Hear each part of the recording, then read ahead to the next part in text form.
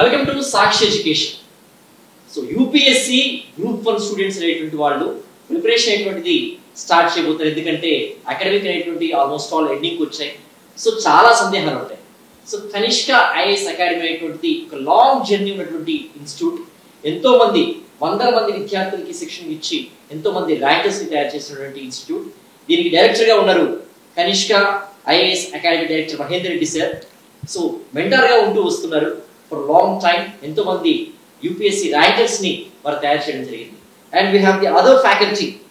So Shiva Krishna గారు ఉన్నారు. So ranker and mentor at Kanishka IAS academy. And also Prithvi sir ఉన్నారు. So Prithvi sir will deal polity, governance and public administration. And we have other faculty, John sir, who deals geography and environment. So extensive గా ఎవరైతే graduation complete చేశారో వాళ్ళకి interview అనేటువంటి చాలా useful గా ఉంటుంది. వాడు కాంపిటేటివ్ ఎగ్జామినేషన్స్ ప్రిపేర్ అవ్వాలి అనుకుంటే like UPSC and groups. And also ఎవరైతే చాలా నారో మార్క్స్ తో పోయి ఉంటారో ఈ గ్రూప్ 1 కానివ్వండి, సివిల్స్ కానివ్వండి, రిపిటేషన్ బ్యాచ్ అనేటువంటి exclusive programme Kanishka IAS academy అందిస్తోంది. దానికి సంబంధించినటువంటి ఎక్స్క్లూజివ్ ఇన్ఫర్మేషన్ అనేటువంటిది ఈ ఇంటర్వ్యూ ద్వారా మనం తెలుసుకుందాం. First of all congratulations Mahender Reddy sir. You have been successfully mentoring the students for long time అనమాట. ఎంతో మంది వందల మంది విద్యార్థులను తయారు చేశారు.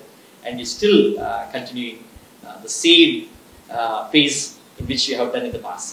First of all welcome to Sakshi education sir. Thank you. So first initial గా మనం అడిగే క్వశ్చన్ స్టార్ట్ చేస్తే యూపీఎస్సీ గ్రూప్ 1 కి కోచింగ్ అనేటువంటిది అవసరం అంటారా?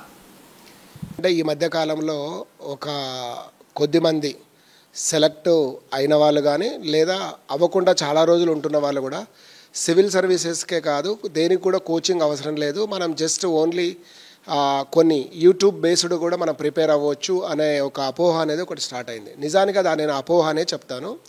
ఎందుకు అని అంటే యూట్యూబ్ బేస్డ్గా మనం ప్రిపేర్ అవ్వాలంటే మామూలుగా ఒక సినిమాకు మనంతకు మనం ఎంటర్టైన్మెంట్ కోసం వెళ్ళినా కూడా 2.5 గంటల సినిమాలో 1.5 అవర్ అయిపోగానే ఇంటర్వెల్ అన్న ఒకటి వస్తుంది. అంటే మనం 1.5 అవర్ ఎంటర్టైన్మెంట్ని కూడా కాన్సన్ట్రేషన్ చేయలేనప్పుడు యూపీఎస్సీ లాంటి ఎగ్జామ్ లేదా గ్రూప్ 1 లాంటి ఎగ్జామ్కు సీరియస్ ఎగ్జామ్కు ప్రిపేర్ అయ్యేటప్పుడు సరైన మెంటార్ సరైన కోచింగ్ అనేది లేకపోతే డెఫినెట్గా నష్టపోయే అవకాశాలు మాత్రం ఖచ్చితంగా ఉంటాయి.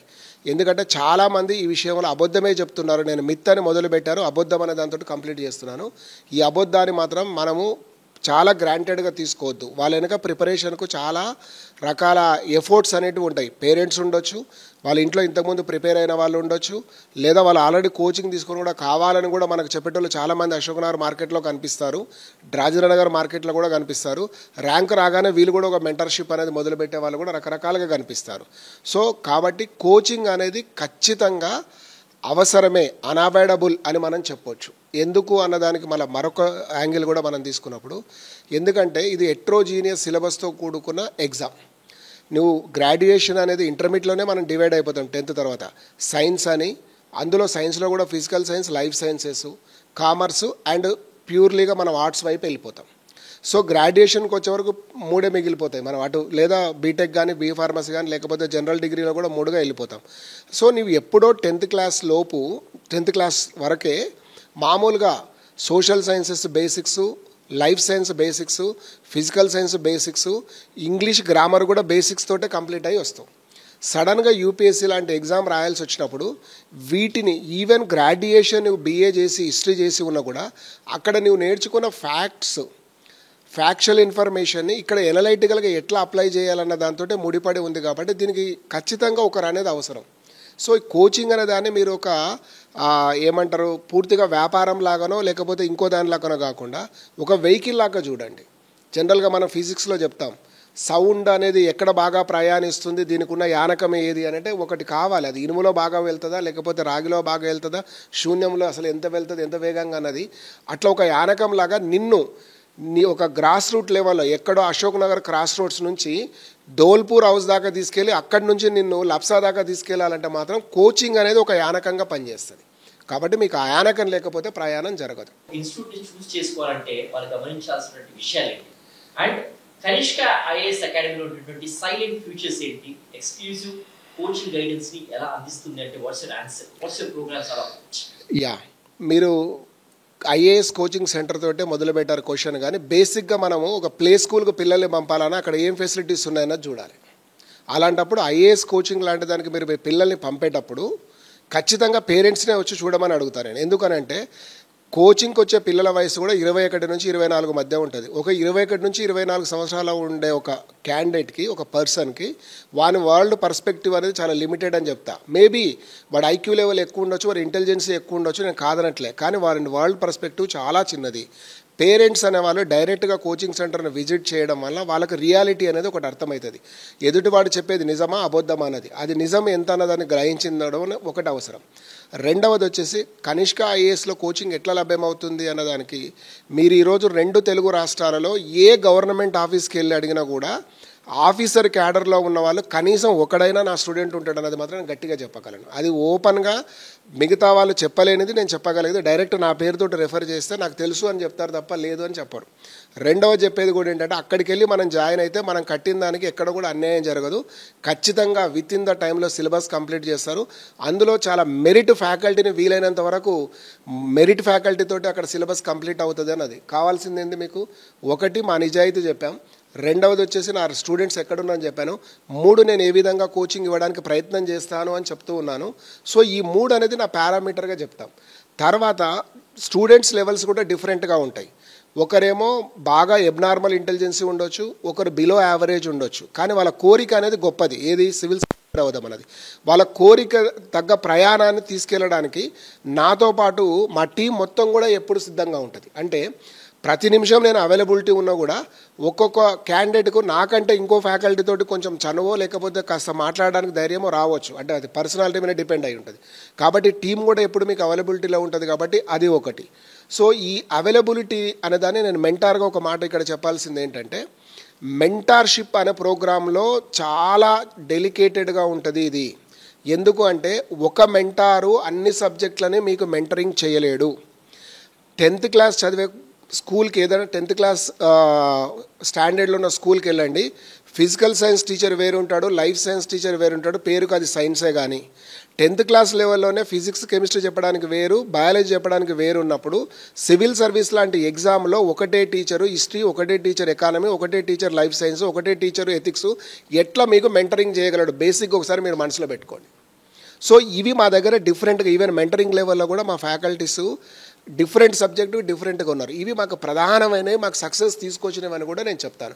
2008లో ఫస్ట్ బ్యాచ్ నుంచి నేను ఇప్పటి వరకు చూసిన దాంట్లో ఈ విధానాన్ని పాటించడం వల్లనే ఖచ్చితంగా మనకు సక్సెస్ అనేది కనిపిస్తుంది స్టూడెంట్స్కి. శివకృష్ణ సార్ చెప్పినట్లు ఏ ఉన్నాయి అంటే ఇక్కడ ఉండేటువంటి ఎక్స్క్లూసివ్ ప్రోగ్రామ్స్ కానివ్వండి, ఎలాంటి గైడెన్స్ ఇస్తా ఉన్నట్టు చెప్పారు. సో యూనిక్నెస్ కొంచెం ఉంటుంది ఒక ఇన్స్టిట్యూట్లో, there will be some part in it. So ఇక్కడ ఉన్నటువంటి యూనిక్నెస్ ప్రోగ్రామ్స్ ఏమున్నాయంటే what will be your answers? ప్రతి ఇన్స్టిట్యూట్లో కూడా మనం చూస్తుంటే ఈ రెగ్యులర్గా బ్యాచెస్ ఈ జూన్లో స్టార్ట్ అవుతూ ఉంటాయి. చాలామంది కోచింగ్స్ వస్తూ ఉంటారు, తీసుకుంటూ ఉంటారు, ఎగ్జామ్స్ అటెంప్ట్ చేస్తూ ఉంటారు. ఇక్కడ ఒకసారి సివిల్స్కి సంబంధించి చూస్తే ఎవ్రీ ఇయర్ దాదాపు ఒక 40,000 మంది పైనే ప్రిలిమ్స్ రాస్తూ ఉన్నారు మన తెలుగు రాష్ట్రాల నుంచి. అందులో కేవలం ఒక 500 నుంచి 600 మంది మాత్రమే మెయిన్స్కి సెలెక్ట్ అవుతున్నారు. దాంట్లో నుంచి ఒక 50 మంది మాత్రమే ఇంటర్వ్యూకి సెలెక్ట్ అవుతున్నారు. చివరికి వచ్చేసరికి ఒక 15 నుంచి 20 ర్యాంకులు మాత్రమే వస్తూ ఉన్నాయి మనకు ఎవ్రీ ఇయర్ అబ్జర్వ్ చేస్తే. ఇది సివిల్స్. ఈ గ్రూప్స్కి వచ్చేసరికి ఈ మధ్య జరిగిన గ్రూప్ 1లో కానీ, అంటే ఇటు టీజీపీఎస్సీ కానివ్వండి, అటు ఏపీపీఎస్సీ కానివ్వండి, ఏపీపీఎస్సీలో అయితే ఒక 89 మాత్రమే పోస్టులు ఉన్నాయి. టీజీపీఎస్లో మనకు 563 మాత్రమే పోస్టులు ఉన్నాయి. కానీ ఇక్కడ అప్పీర్ అయిన వాళ్ళ సంఖ్య చూస్తే మాత్రం లక్షల్లో ఉంది. ఒకవేళ అందరూ సీరియస్గా కాకపోయినా కూడా ఒక 40 నుంచి 50,000 మంది మాత్రం చాలా సీరియస్ ఆస్పిరెంట్స్ అయితే ఉంటారు. మరి ఈ సక్సెస్ అయిన వాళ్ళు ఓకే, మరి సక్సెస్ కాని వాళ్ళ పరిస్థితి ఏంది? ఆల్రెడీ కోచింగ్ తీసుకొని కూడా ఎందుకు ఫెయిల్ అవుతున్నారు? సో వీళ్ళ కోసమే ఇక్కడ ఏంటంటే మనకి ఇక్కడ ఈ ఎవరైతే ఫెయిల్ అవుతున్నారో, లేకపోతే ఎవరైతే ఈ కోచింగ్ తీసుకున్నా కూడా సరిగ్గా సబ్జెక్ట్ని అర్థం చేసుకోలేకపోతున్నారో వాళ్ళ కోసం మనకేంటంటే ఇక్కడ సపరేట్ ఒక బ్యాచ్ అనేది క్రియేట్ చేస్తున్నాం. సో ఈ బ్యాచ్ ఏంటి అనంటే ఎవరైతే ఫెయిల్ అవుతారో, ఎవరైతే సబ్జెక్ట్ని అర్థం చేసుకోలేకపోతున్నారో, ఎవరైతే ఎగ్జామ్ని క్రాక్ చేయాలి, ఇంకా మేము ఏదో సాధించాలి అనేది తపనైతే ఉంటుందో వాళ్ళ కోసమే ఎక్స్క్లూజివ్గా ఈ ప్రోగ్రామ్ అనేది ఉంటుంది. మనకు అఫ్కోర్స్ దీనికోసం మనకు రకరకాల పేర్లు పెట్టొచ్చు, రిపీటర్స్ బ్యాచ్ అని చెప్పేసి ఇలా పేర్లు పెట్టొచ్చు. కానీ ఇక్కడ ఏంటి అనంటే మనకు ఈ బ్యాచ్ సపరేట్ ఉంటుంది, ఉంది. ఇది రెగ్యులర్ బ్యాచ్ కాదు. ఈ బ్యాచ్ వాళ్ళకు సపరేట్ క్లాసెస్ కూడా ప్రొవైడ్ చేయడం జరుగుతుంది, సపరేట్ టెస్ట్ సిరీస్ ప్రొవైడ్ జరుగుతుంది, సపరేట్ ఫ్యాకల్టీ సపోర్ట్ కూడా ఉంటుంది. సో రెగ్యులర్ బ్యాచ్ అనేటువంటిది వాళ్ళ యొక్క ప్రోగ్రామ్ ఎలా ఉంటుంది సార్? మీరు రిపిటేషన్ బ్యాచ్ గురించి చెప్పారు. In addition to it, what are the points to say if I ask the difference between these two అంటే what do you say sir? ఈ రెగ్యులర్ బ్యాచ్ వాళ్ళు ఏంటంటే సార్, వచ్చే స్టూడెంట్స్ వాళ్ళకు సబ్జెక్టు మీద ఏంటంటే అసలు ఎలాంటి అవగాహన ఉండదు. వాళ్ళు కొత్త స్టూడెంట్స్, కొత్త వాళ్ళ సబ్జెక్ట్కి. కానీ ఈ రిపీటర్స్ ఎవరైతే ఉన్నారో, ఈ రిపిటేషన్ బ్యాచ్లో వచ్చే వాళ్ళు ఏంటంటే ఆల్రెడీ కోచింగ్ తీసుకున్న వాళ్ళు ఉంటారు. కొన్నిసార్లు వాళ్ళు సెల్ఫ్ స్టడీ చేసిన వాళ్ళు కూడా ఉంటారు. వాళ్ళు ఎందుకు ఫెయిల్ అయ్యారు అని అంటే చాలా రీజన్స్ ఉంటాయి. ఫస్ట్ ఏం చేస్తామంటే, ఈ బ్యాచ్ ఏదైతే ఉందో ఈ బ్యాచ్ వాళ్ళకి ఏం చేస్తామంటే, వాళ్ళు ఎందుకు ఫెయిల్ అయ్యారు అనేది ఫస్ట్ మేము తెలుసుకుంటాం. సో దానికి కారణాలు ఏంటి, దాన్ని ఎలా వాళ్ళు రెక్టిఫై చేసుకోవాలి అని ఫస్ట్ వాళ్ళకు చెప్తాం. తర్వాత వాల్యూ అడిషన్ ఎలా చేయాలి. వాళ్ళకి ఆల్రెడీ కొంత సబ్జెక్ట్ ఉంటుంది ఇక్కడ, వాళ్ళు ఏమీ ఫ్రెష్గా కొత్తగా వచ్చేవాళ్ళు కాదు. సో వాళ్ళకి ఎలా వాల్యూ అడిషన్ చేయాలో వాళ్ళకు ఇక్కడ క్లాస్ రూమ్లో మేము టీచ్ చేస్తాం. దానికి మా దగ్గర కొన్ని టెక్నిక్స్ ఉంటాయి, అది మా కాన్ఫిడెన్షియల్. సో ఎలా చెప్పాలనేది మేము ఇక్కడ చెప్తాం క్లాస్ రూమ్లో. సో వాళ్ళకు సపరేట్ టెస్ట్ సిరీస్ కూడా ఉంటుంది. కొన్నిసార్లు వాళ్ళ దగ్గర సబ్జెక్ట్ ఉంటుంది కానీ ఎగ్జామ్కి వచ్చేసరికి ఫెయిల్ అవుతారు. సో ఎగ్జామ్లో వాళ్ళ పర్ఫార్మెన్స్ ఎలా ఇంప్రూవ్ చేయాలి, సో దీనికోసం సపరేట్ కొన్ని టాక్టిక్స్ ఉంటాయి. సో వాటిని మేము టార్గెట్ చేసి చెప్తాం వాళ్ళకు. సో ఆ విధంగా ఎవరైతే ఆల్రెడీ సబ్జెక్ట్ ఎవరైతే ఉంటుందో వాళ్ళకి కొంత వాల్యూ అడిషన్ చేసి, వాళ్ళకున్న సబ్జెక్ట్నే కొంత వాళ్ళని షైన్ చేసి, వాళ్ళని ఏదైతే కాన్ఫిడెన్స్ ఏదైతే లో ఉంటుందో వాళ్ళకి ఆ కాన్ఫిడెన్స్ ఇంక్రీజ్ చేసి వాళ్ళని ఎగ్జామ్ హాల్కి పంపిస్తాం. ఇది మెయిన్ డిఫరెన్స్ అనమాట. ఈ రెగ్యులర్ వచ్చే స్టూడెంట్స్కిను ఈ ఎవరైతే వస్తారో రిపిటేషన్ బ్యాచ్కి వాళ్ళకు ఉండే డిఫరెన్స్. చాలా మంది ఏంటంటే సార్ సైన్స్ బ్యాక్గ్రౌండ్ స్టూడెంట్స్ వస్తూ ఉంటారు. మినిమం థింగ్స్ అనేటువంటి కూడా చిన్నప్పుడు చదివి ఉంటారు. ఫర్ ఎగ్జాంపుల్ కూడా అలాంటి లాటిట్యూడ్స్ అంటే ఏంటంటే కూడా ఒక్కసారిగా బ్లాంక్ అయిపోతుంది. అంత తెలియని వాళ్ళు కూడా వచ్చి ఇక్కడ సివిల్స్ కి ప్రిపేర్ అవుదామని చెప్పేవాళ్ళు చాలా మంది ఉంటారు. సో బేసిక్ థింగ్స్ కూడా మర్చిపోయి ఉంటారు, తెలియక కాదు, లాంగ్ గ్యాప్. సో ఇంత బ్యాక్గ్రౌండ్ మర్చిపోయిన స్టూడెంట్స్ ఒక్కసారిగా ఇట్లాంటి కాంపిటేటివ్ ఎగ్జామినేషన్స్ రావాలన్నప్పుడు వాళ్ళు ఉండేటువంటి ఇన్హిబిషన్స్ ఏంటి, ఫియర్స్ ఏంటి, దాన్ని ఓవర్కమ్ చేయడానికి మీరు ఇచ్చేటువంటి సపోర్ట్ ఎలా ఉంటుంది? ఎస్ సార్, యూపీఎస్సి ప్రతి సంవత్సరం ఫైల్ చేసేటువంటి యాన్యువల్ రిపోర్ట్స్లో a particular stream of students ఎంత షేర్ ఉన్నదని చెప్పేసి అక్కడ స్టాటిస్టికల్ డేటా ఉంటుంది. మీరు ఆ స్టాటిస్టిక్స్ చూస్తే కూడా మనకు అర్థమయ్యేది ఏంటంటే, science students are faring well compare to the non science students.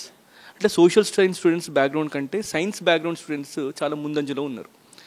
అంటే దీన్ని బట్టి మనం అర్థం చేసుకుంటే ఈ సైన్స్ నాన్ సైన్స్ అనేది it's not a matter for the examination. ముఖ్యంగా సమ్ టైమ్స్ కొన్ని సందర్భాల్లో మనం అనుకుంటాం అంటే యూపీఎస్సీ క్రాక్ చేయాలంటే కొన్ని స్పెషల్ స్కిల్స్ ఉండాలని చెప్పేసి. నిజానికి కూడా మనకి కామన్ సెన్స్ అనేది ప్రాపర్గా బిల్డ్ అయితే చాలు. ఆ కామన్ సెన్స్ ప్రాపర్గా ఉంటే, ఎందుకంటే యూపీఎస్సీ క్వశ్చన్స్ అన్నీ కామన్ సెన్స్ కలే. మీరు ఉదాహరణకి పాలిటీ అండ్ గవర్నెన్స్ మెయిన్స్లో ఒక క్వశ్చన్ అడిగాడు, what is constitutional morality, explain constitutional morality with the help of judicial interpretations అని చెప్పేసి ఒక క్వశ్చన్ అడిగాడు. రాజ్యాంగ నైతికత ఏంటి అని అడిగాడు. అంటే సింపుల్గా ఆలోచించండి, అంటే ఎవరైనా అడిగితే నువ్వేం చదువుతున్నావు అంటే యూపీఎస్సీకి ప్రిపేర్ అవుతున్నావు, యూపీఎస్సీలో రాజ్యాంగం గురించి ఉంటుందా అంటే ఉంటుంది. రాజ్యాంగం ఏం చెప్తుంది అని అడుగుతారు అనుకోండి, మీరేం చెప్తారు? రాజ్యాంగం అనేది సొసైటీని ఎలా గవర్న్ చేయడానికి ఉపయోగపడుతుంది, ముఖ్యంగా బ్రిటిష్ రూల్ తర్వాత ఇండియన్ సొసైటీని ఎలా రీబిల్డ్ చేయాలనేటువంటి ఒక బ్లూ ప్రింట్ అనేది రాజ్యాంగంలో ఉంది. ఓకే, అది సమానత్వం, న్యాయం, ఓకే, స్వేచ్ఛ అనేటువంటి కొన్ని ముఖ్యమైన అంశాలపైన మన సమాజాన్ని నిర్మించాలని చెప్పేసి ఒక బ్లూ ప్రింట్ మన రాజ్యాంగంలో ఉంది. దాన్ని మనం ఏం చెప్తాం? రాజ్యాంగ నైతికత అని చెప్తాం. చూడండి, సింపుల్గా ఆలోచించండి, కాన్స్టిట్యూషనల్ మొరాలిటీ అంటే it looks like A high sounding word, కానీ వాస్తవాన్ని దాన్ని డీమిస్టిఫై చేస్తే దానిలో ఉన్న భావాన్ని మనం అర్థం చేసుకుంటే ఎగ్జామినేషన్ అటెంప్ట్ చేయడం అంత కష్టమా? ఖచ్చితంగా కాదు. సో అదే నేను చెప్పేది, సైన్స్ అయినా నాన్ సైన్స్ అయినా, if you are a citizen you will understand the society in a particular perspective. ఒక దృక్కోణం అనేది ఒకటి ఉంటుంది వ్యక్తికి, ఆ దృక్కోణాన్ని ప్రాపర్గా బిల్డ్ చేసేది కోచింగ్. సో కాబట్టి కనిష్కాలో మనం చేసేది ఏంటంటే, కోచింగ్ అనేదాన్ని ఒక సైంటిఫిక్ మెథడ్లో తీసుకెళ్తాం. ఏదో అబ్రప్ట్గా కాకుండా ఎగ్జామినేషన్ యొక్క డిమాండ్ ఏంటి, ఎగ్జామినేషన్లో జరుగుతున్నటువంటి మారుతున్నటువంటి ట్రెండ్స్ ఏంటి, ఆస్పిరెంట్ ఎలా ప్రిపేర్ అవ్వాలి, ఎలా ఆన్సర్స్ రాయాలి. ఒక అబ్స్ట్రాక్ట్నెస్ కాదు ఇక్కడ, చాలా డెఫినెట్నెస్ అనేది, ఒక ప్రెసిషన్ అనేది మన కోచింగ్లో చాలా ముఖ్యమైనటువంటి భాగంగా మనం చూస్తాం. సీరియస్లీ ఇది ఒక రకంగా ఓపెన్ ఎండెడ్ ప్రామిస్ కాదు. సీరియస్లీ ఎవరైతే స్టూడెంట్ క్లాస్కి వచ్చి రెగ్యులర్గా చదువుతారో, రెగ్యులర్గా నోట్స్ రాసుకుంటారో, that notes is going to decide his fate. Student చేయాల్సింది ఏంటంటే కొత్తగా నోట్స్ రాసుకోవాల్సినటువంటి పని లేదు. కోచింగ్ వచ్చినటువంటి స్టూడెంట్ ఎందుకు చదవాలండి బుక్స్ అన్ని? అవసరం ఏంటి? కోచింగ్ అంటేనే సింప్లిఫికేషన్ ఆఫ్ యువర్ ప్రిపరేషన్. ఆ కాంప్రహెన్సివ్ని కోచింగ్లో లేనప్పుడు ఖచ్చితంగా ఈ మళ్ళీ వేరే ఇన్స్టిట్యూట్స్కి వెళ్ళడం, ఆ మెటీరియల్ ఈ మెటీరియల్ చదవడం ఎందుకు వస్తుంది కన్ఫ్యూజన్? కోచింగ్ సైంటిఫిక్గా లేకపోవడం. ఓకే, ముఖ్యంగా మన మహేందర్ సార్ యొక్క లీడర్షిప్లో మేము చాలా సంవత్సరాలు సార్కి ఉన్న ఎక్స్పీరియన్స్ ఆధారంగా ప్రిసిషన్ అంటే ఏంటి, ఖచ్చితత్వం అంటే ఏంటి, ఆ విషయం సార్కి స్పష్టంగా తెలుసు కాబట్టి ఆయన యొక్క లీడర్షిప్లో మేము చెప్పే క్లాసెస్ కూడా అంత ప్రిసైజ్గా ఉంటాయి. మీరు అవసరం అంటే ఒక డెమోకి వచ్చి చూడండి కనిష్కకి, మీకు తెలుస్తుంది ఎంత ప్రిసైజ్గా ఎంత సైంటిఫిక్గా క్లాసెస్ ఉంటాయో. మేము ఇచ్చే నోట్స్ మిగతా ఇన్స్టిట్యూట్స్ కంటే ఎలా డిఫరెంట్గా ఉంటుందో సీరియస్లీ, ఎందుకంటే మాకు అంత ఖచ్చితత్వం తెలుసు, సబ్జెక్ట్ మీద అంత హోల్డ్ ఉంది మాకు. ఉదాహరణకి మీకు రాజ్యాంగం అంటే కేవలం ఓన్లీ ఇండియన్ కాన్స్టిట్యూషన్ కాదు, we need to teach in the comparative perspective. యూకేలో ఎలా ఉంది, యూఎస్ఏలో ఎలా ఉంది, మిగతా కంట్రీస్లో ఎలా ఉంది. ఇప్పుడు ఎగ్జాంపుల్ చూడండి, బేసిక్ స్ట్రక్చర్ డాక్ట్రిన్ ఉంటుంది. బేసిక్ స్ట్రక్చర్ డాక్ట్రిన్ ఎందుకు వచ్చింది అంటే parliament trying to act as a supreme institution in the country. ఏంటి, మేము చేసే చట్టాలపైన న్యాయ సమీక్ష ఉండదు అనేటువంటి ఒక నేపథ్యాన్ని, ఆ భావజాలాన్ని పార్లమెంటు స్ప్రెడ్ చేయాలని ట్రై చేసింది, ముఖ్యంగా కాన్స్టిట్యూషన్ అమెండ్మెంట్స్ ప్రకారం. ఈ భావజాలం ఎక్కడ ఉంటుంది? యూకేలో ఉంటుంది. యూకేలో కాన్స్టిట్యూషనల్ సుప్రీమసీ కాదు, పార్లమెంటరీ సుప్రీమసీ ఉంది. మరి ఈ తరుణంలో రాజ్యాంగ సంస్థలకి ఏం గుర్తు చేయాలి? మళ్ళీ రాజ్యాంగమే సుప్రీం, కాన్స్టిట్యూషన్ పార్లమెంట్ కాదు సుప్రీం అనేటువంటి ఆ పర్టికులర్ కాన్సెప్ట్ని మళ్ళీ రిమైండ్ చేయాల్సినటువంటి అవసరం ఉంది. అది ఎవరు చేశారు? జ్యుడిషియరీ. ఎందుకంటే రాజ్యాంగం అనేది separation of powers and checks and balances అనే ప్రిన్సిపల్స్ పైన ఆధారపడి ఉంటుంది. మరి సాధారణంగా పార్లమెంట్ తన యొక్క పరిధిని దాటి వెళ్ళినప్పుడు judiciary has the responsibility to correct the activities of the parliament. So దానికి మనం పెట్టుకున్న పేరేంటి? Basic structure doctrine. చూడండి, చాలా సులభంగా మనం కాన్సెప్ట్స్ నేర్చుకోవచ్చు. ఏదో మనం మాట్లాడుతుంటే కన్వర్జేషన్లో ఏ రకంగానైతే మనం గ్రాస్ప్ చేస్తామో అంత సింప్లిసిటీ, అంత ప్రెసిషన్, అంత అండర్స్టాండబిలిటీ అనేది మన క్లాసెస్ ద్వారా వస్తుంది.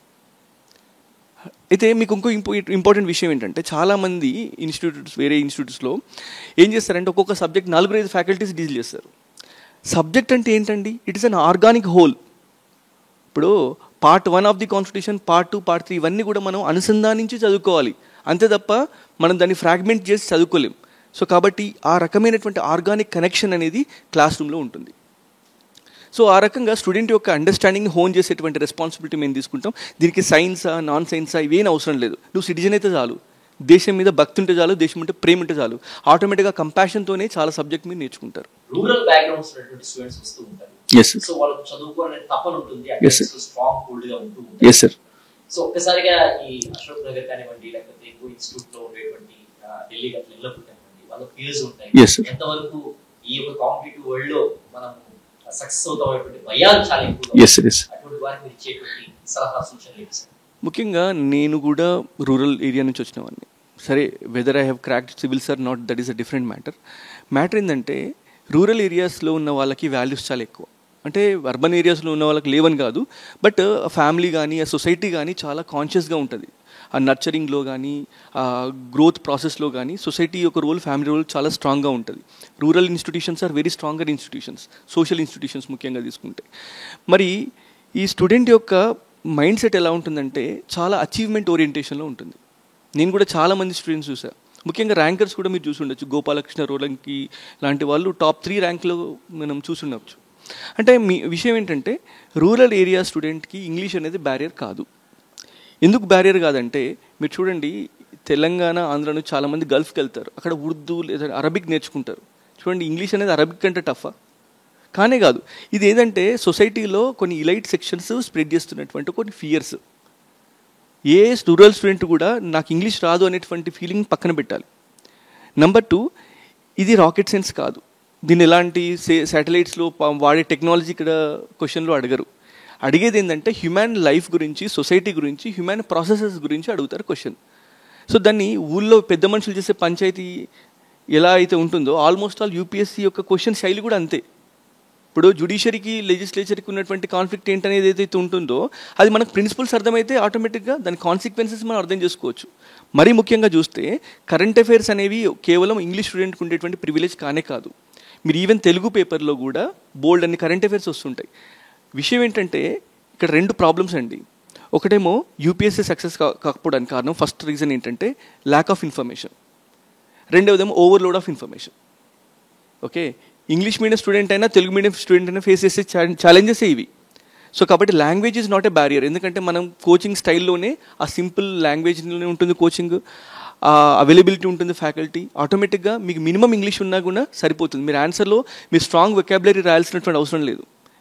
నిజానికి చెప్పాలంటే ఎవరైతే హార్డ్ వర్సెస్ స్ట్రాంగ్ వెకాబులరీ వాడతారో వాళ్ళకి సక్సెస్ ఛాన్సెస్ చాలా తక్కువ. మీరు ఒకసారి టాపర్స్ ఆన్సర్ షీట్స్ మీరు వెబ్సైట్లో ఏదో ఒక వెబ్సైట్లో చూసినట్టయితే మీకు అర్థమవుతుంది how simple they are at the presentation. So దానికి కావాల్సింది క్లారిటీ. ముఖ్యంగా యూపీఎస్సీ ఎవాల్యుయేషన్ చాలా డిఫరెంట్. ముఖ్యంగా గ్రూప్స్ ఎవాల్యుయేషన్ కంటే UPSC evaluation is far ahead. ఎందుకంటే గ్రూప్స్ ఎవాల్యుయేషన్ ఎలా చూస్తారంటే they will try to come up with a standard answer for every question. కానీ యూపీఎస్సీ ఎవాల్యుయేషన్ ఎలా ఉంటుందంటే నీ ఆన్సర్లో ఏవైనా రిలవెంట్ పాయింట్స్ ఉన్నప్పటికీ కూడా ఆ పాయింట్స్ కౌంట్ అవుతాయి. Examiner is not that merciless. చాలా డెమోక్రటిక్గా చాలా లిబరల్ ఎవాల్యుయేషన్ ఉంటుంది. సో కాబట్టి నీ గ్రామటికల్ మిస్టేక్స్ అనేవి నీ సక్సెస్ పూర్తిగా ఆపలేవు. ఎస్, టు సమ్ ఎక్స్టెంట్ నీ ఆన్సర్ యొక్క షేప్ అండ్ స్ట్రక్చర్ అనేది గ్రామర్తో డిపెండ్ అవుతుంది. కానీ మరీ ఇంగ్లీష్ మెన్ లాగా నువ్వు రాయాల్సినటువంటి అవసరం లేదు. సో కాబట్టి సబ్జెక్ట్ని జెన్యూన్గా కాన్సెప్ట్స్ ఓరియంటెడ్గా నేర్చుకుంటే ఆటోమేటిక్గా అది తెలుగు మీడియం స్టూడెంట్ అయినా ఇంగ్లీష్ మీడియం స్టూడెంట్ అయినా success is assured. Especially group results చూసినట్లయితే తెలంగాణకు సంబంధించి చాలా అన్యాయం జరిగింది అనేటువంటిది ప్రముఖంగా వినిపిస్తుంది మాట. ఇటువంటి పరిస్థితుల్లో మరి తెలుగు మీడియంలో ప్రజెంట్ చేయడం ఆన్సర్ అయ్యేటువంటిది చాలా మంది భయాలు ఉంటాయి. వాట్స్ ద ఫ్యూచర్ ఉన్నప్పుడు watts your answer to them self? నిజానికి తెలుగు మీడియంలో రాయడం వల్ల యూపీఎస్సీ అంటే మొదటిసారిగా ఈ టీజీపీఎస్లో కొంత కాంట్రవర్సీ అయితే బయటపడ్డది. వాస్తవంగా యూపీఎస్సీలో ఫలానా మీడియం వల్ల రాయడం వల్ల అడ్వాంటేజ్ అనేది ఉండదు. నువ్వు బాగా రాసిన ఆన్సర్ వల్ల అడ్వాంటేజ్ ఉంటుంది. రాని ఇంగ్లీష్ కంటే వచ్చిన తెలుగులో రాసి ఐఏఎస్లు అయిన వాళ్ళు టాప్ 10లో ఒక 3 పేర్లు అయితే మీకు రెఫర్ చేస్తాను. సంపత్ కుమార్ గారు geography and Telugu literature optional, all India 6th rank. Bhanuprakash history and Telugu literature, all India 9th rank. Recently Ronanki Gopalakrishna గారిని కూడా మీరు చూశారు, ఆయన all India 3rd rank Telugu literature తోటి చూసాం. ఇలా కాకుండా ఇంకా చాలామంది ఐఏఎస్ అయిన వాళ్ళలో అట్లీస్ట్ ఆకురాతి పల్లవి ఒకరి పేరు నేను మెన్షన్ చేయగలను. సో వీళ్ళు ఇక్కడ వచ్చిన అంటే ప్రధానంగా కావాల్సింది ఏంటంటే నీకు తెలుగు మీడియంలో రాయాలి అనుకున్న తర్వాత తెలుగు భాష పట్ల మామూలు వ్యవహారిక భాష అంటాం.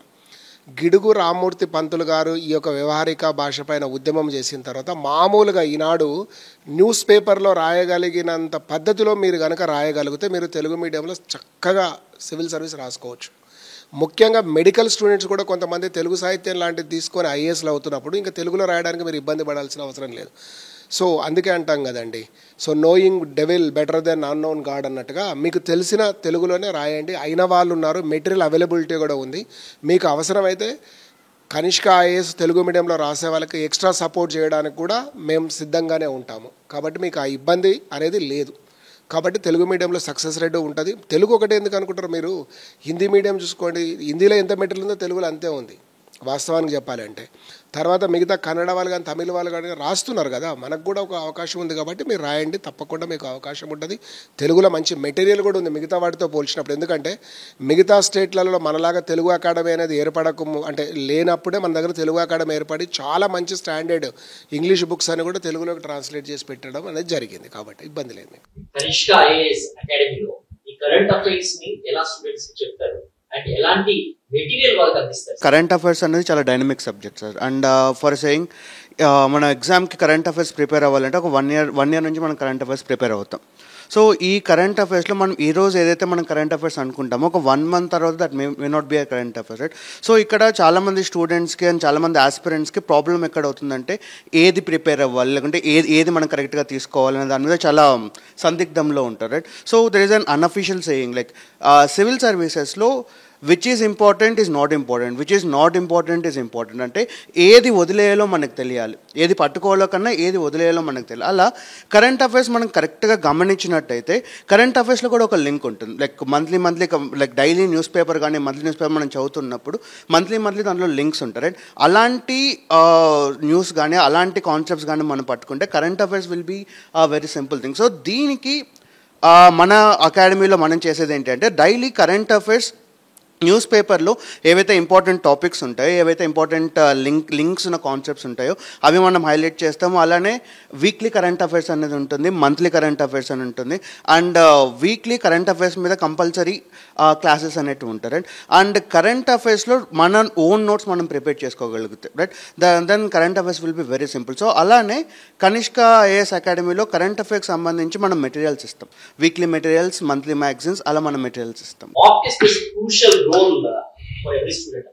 So Kanishka IAS Academy లో mock test scheduling ఎలా ఉంటుంది సార్? మాక్ టెస్ట్లు అనేది కంపల్సరీగా చేయాల్సినవి. అంటే ఒక ఎగ్జామ్కి మనం వెళ్ళే పర్టికులర్గా సివిల్ సర్వీసెస్ కానీ గ్రూప్ వన్ లాంటి ఎగ్జామ్స్కి మనం వెళ్ళినప్పుడు ప్రీవియస్ ఇయర్ క్వశ్చన్ పేపర్స్ మనం ఖచ్చితంగా చేయాలి. ప్రీవియస్ ఇయర్ క్వశ్చన్ పేపర్స్తో పాటు ఎన్ని క్వశ్చన్స్ అయితే మనం ప్రాక్టీస్ చేస్తామో అంత ఎక్కువగా మనకు సక్సెస్ అయ్యే అవకాశం ఉంటుంది.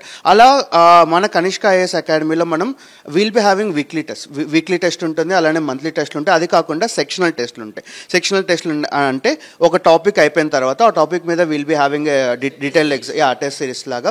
అలానే ఆ కోర్స్ అయిపోయిన తర్వాత will be having a band of test series. అలా రెగ్యులర్గా పిల్లల్ని లైక్ స్టూడెంట్స్ని మనం ఎగ్జామ్లో ఇనిషియేట్ అయ్యేలాగైతే చేస్తాం, right. Weekly exams, monthly exams and grand test. Faculty గురించి Kanishka IAS academy to the viewers, so ఎలా డిఫైన్ చేస్తారు sir? What are the prospects and what are the credentials? మన దగ్గర ఉండే ఫ్యాకల్టీ అందరూ కూడా సీరియస్ అకాడమిక్ బ్యాక్గ్రౌండ్ ఉన్నవాళ్ళు. సో ఎగ్జాంపుల్ ఒక్కొక్కరిగా తీసుకొని నేను కొందరిని చెప్తాను, మీకు పరిచయం బాగా ప్రముఖులుగా ఉన్న వాళ్ళనే పరిచయం చేస్తాను. వీళ్ళు నలుగురు ఎలాగో మీకు పరిచయం అయి ఉన్నారు. ప్రొఫెసర్ నాగేశ్వర్ గారు అంటే 2 తెలుగు రాష్ట్రాలలోనే కాదు నేషనల్ వైడ్గా కూడా మీకు చాలాసార్లు తెలిసిన మనిషి. న్యూస్ ఎనాలిసిస్ కావచ్చు, లేకపోతే పొలిటికల్ ఎనాలిసిస్ కావచ్చు, రకరకాలై.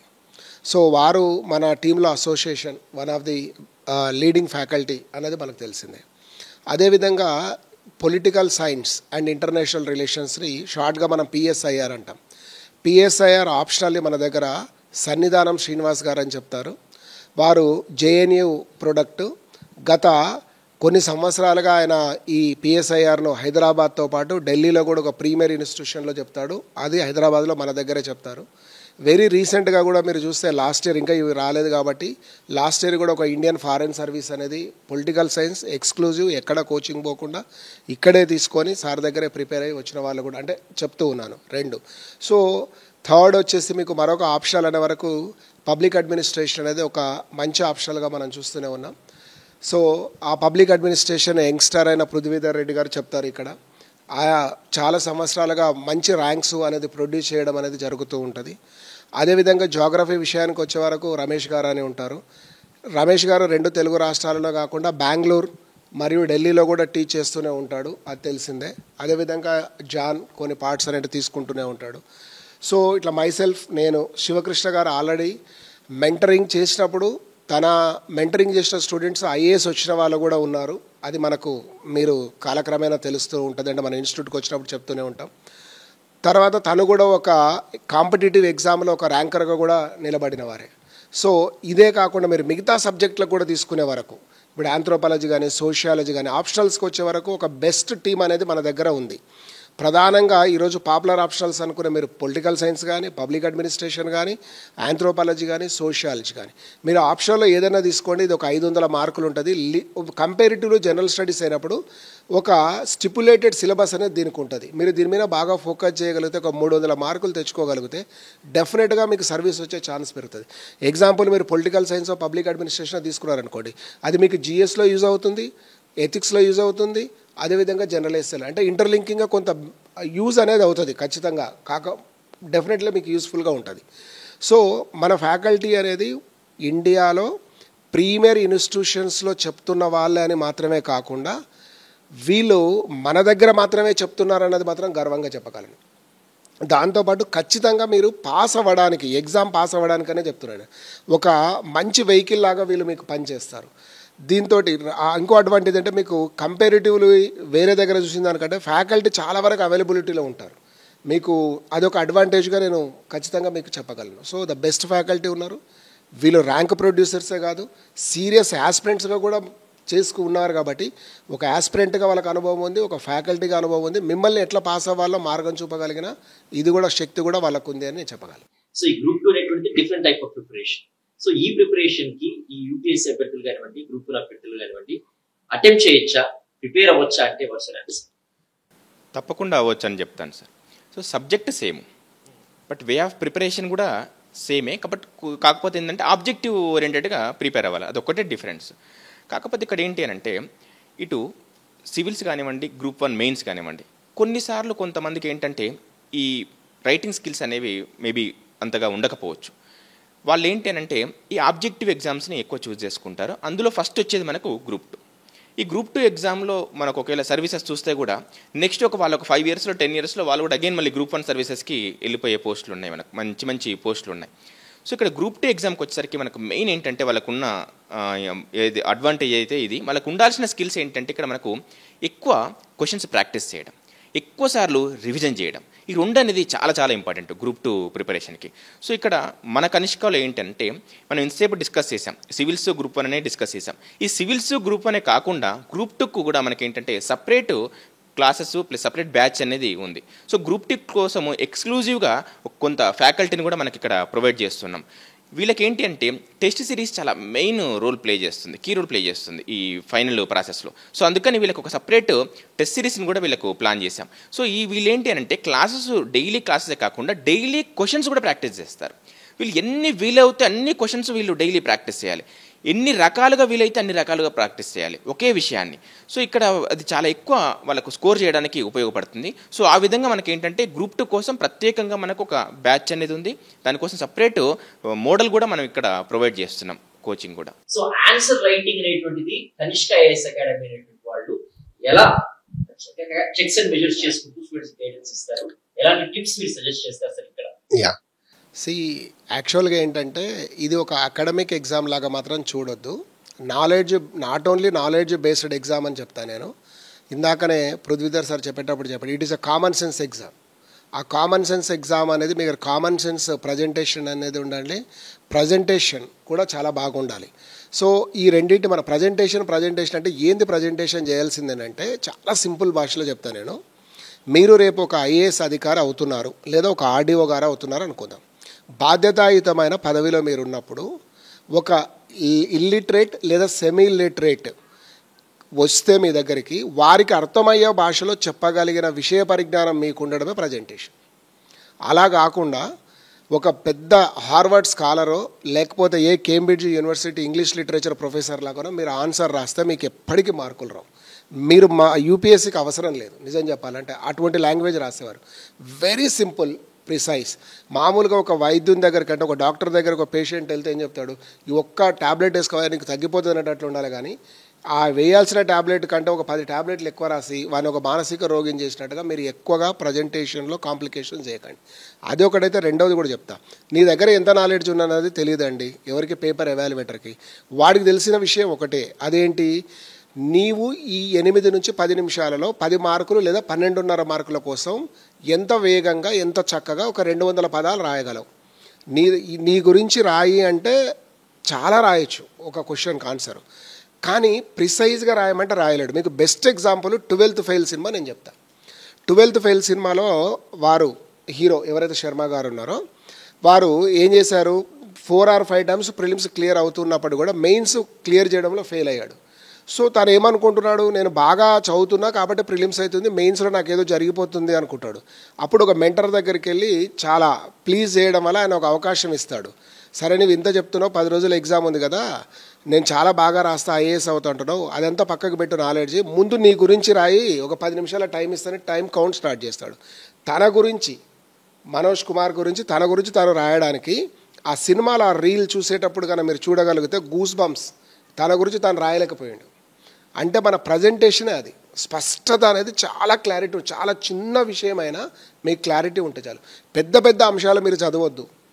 నిజం చెప్పాలంటే బేసిక్ స్ట్రాంగ్ ఉండి మా క్లాస్ నోట్స్ ఫాలో అయ్యి డైలీ న్యూస్ పేపర్ చదవగలిగి కరెంట్ అఫైర్స్ని కానీ యాడ్ చేసుకోగలిగితే మీరు ఐఏఎస్ అవ్వడానికి ఛాన్స్ పెరుగుతుంది.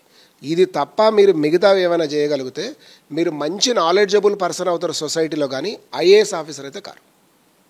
అది మాత్రం చాలా గుర్తుపెట్టుకోవాలి. ఎందుకంటే ఇంకా చివరిగా చెప్పేది ఏంటంటే, ఏమి చదవాలని తెలిస్తే మీకు నాలెడ్జ్ వస్తుంది, ఏమి చదవద్దు అని తెలిస్తే మీకు ఐఏఎస్ వస్తుంది.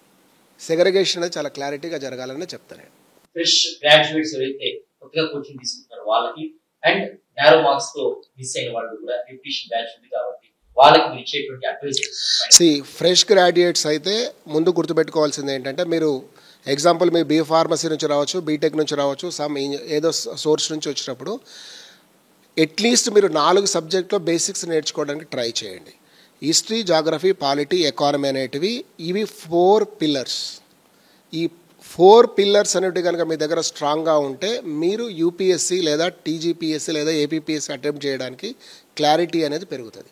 దీంట్లో కూడా నేను వీలైనంత వరకు మీకు చెప్పేది ఏంటంటే, ఎన్సీఆర్టీ ఫౌండేషన్ కోర్సు ఎంత వింటారన్న దానికి పక్కకు పెడితే ఎన్సీఆర్టీ బుక్కులు ఓపిక చేసుకొని మీరు చదవండి. ఎందుకంటే వినడం కాదు, చదవడం రాయడమే ఎగ్జామ్ కావాల్సింది. మీరు ఒకసారి ఊహించుకోండి, అసలు మొత్తం మనం దాదాపు ఈ ఎగ్జామ్ ప్రాసెస్లో 36,000 నుంచి 40,000 పదాలు ప్రజెంటేషన్ చేయాలి. 36,000 to 40,000 ప్రజెంటేషన్ చేయాలనుకున్నప్పుడు మీకు సింపుల్గా లాంగ్వేజ్ అనేది ఉండాలి, అదేవిధంగా వొకాబులరీ అనేది కూడా మీకు కావాలి. అది లేకపోతే ఎట్లా రాస్తారు మీరు ఇన్ని పదాలు? అదొకటి గుర్తుపెట్టుకోవాలి. ఫౌండేషన్ విషయంలో ఈ 4 సబ్జెక్టులు మీరు నేర్చుకోండి. ఇక్కడికి వచ్చైనా నేర్చుకోండి, మీరు నేర్చుకోనైనా రెండు చేయాలి. దాని మీద స్టెప్ బై స్టెప్ మేము ఎట్లా తీసుకుపోతున్నామో చూస్తాం. రిపీటర్స్ మాత్రం ఒకటి గుర్తుపెట్టుకునేది ఏంటంటే, చిన్నప్పటి నుంచి కొన్ని తరాలుగా చెప్పే ఒక కథ ఉంటుంది. ఒక డాన్సరు నాకు కొద్దిగా డ్యాన్స్ నేర్చుకున్నానండి, మిగతా డ్యాన్స్ మీరు నేర్పండి మాస్టారు అంటే ఆయన చెప్తాడంటే ఏమని, నీకు నేను జీవితంలో డ్యాన్స్ నేర్పలేదు, ఎందుకంటే నాకు కొంచెం వచ్చు అనే దాంతో వచ్చినావంటే ఎవరు ఏం చేయలేరు. పొరపాటున నీకు ఏమీ రాదనుకునే రా, ఆల్రెడీ నీకు వచ్చిందని దగ్గర పెట్టుకో. ఎందుకంటే నువ్వు మిస్టేక్స్ చేస్తున్నావు కాబట్టి అక్కడ గట్టెక్కట్లేదు. ఆ మిస్టేక్స్ను రెక్టిఫై చేసి రిడ్యూస్ చేయడమే మా పని. ఇక్కడ కాంపిటేటివ్ ఎగ్జామ్లో నువ్వు ఎన్ని కరెక్ట్ పెట్టినావన్నది కాదు, ఎన్ని మిస్టేక్స్ తక్కువ చేసినావన్న దాని మీద నీ సక్సెస్ ఆధారపడి ఉంటుంది. నీవు కొన్నిసార్లు 100కు 100 చేస్తే కూడా వర్కౌట్ కాకపోవచ్చు. ఎందుకంటే ఇంకోటి కూడా 100కు 100 చేస్తుంటాడు. ఒకసారి జరిగింది, చాలా చిన్న ఎగ్జాంపుల్ చెప్తే, విఆర్ఓ ఎగ్జామ్ జరిగింది ఒకసారి. కిరణ్ కుమార్ రెడ్డి గారు ఎవరో సీఎంగా ఉన్నప్పుడు కొంతమందికి 99 అవుట్ ఆఫ్ 100 వస్తే కూడా జాబ్ రాలేదు తెలుసా. ఎందుకంటే పేపర్ అట్లా అడిగాడు, అందరూ 99లో 100లో వచ్చినాయి, దానికి నువ్వేం చేయలేవు.